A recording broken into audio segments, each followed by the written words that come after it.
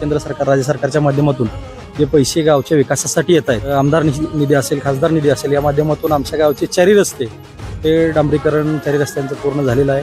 गावातले अंतर्गत रस्ते काँक्रिटीकरण आहेत आणि येणारा निधी सुद्धा प्रलंबित आहे. ज्या गोष्टीसाठी आम्हाला निधी पाहिजे त्या गोष्टीसाठी आम्ही निधीची मागणी केलेली आहे आणि निधीच्या मागणीची पूर्तता या येणाऱ्या काळामध्ये होत आहे.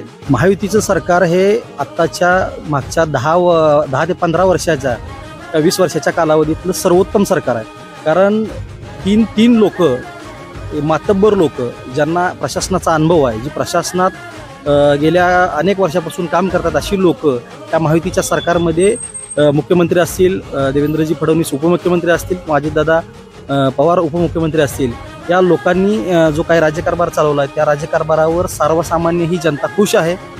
राज्यामधले जे वातावरण जे आहे हे जरी सामाजिकदृष्ट्या बिघडलेलं असेल, परंतु त्यांचा या वातावरणाचा विकासाच्या कामावरती कुठलाही त्यांनी आडपडदा येऊ दिला नाही. काम चांगल्या पद्धतीने चालू आहे.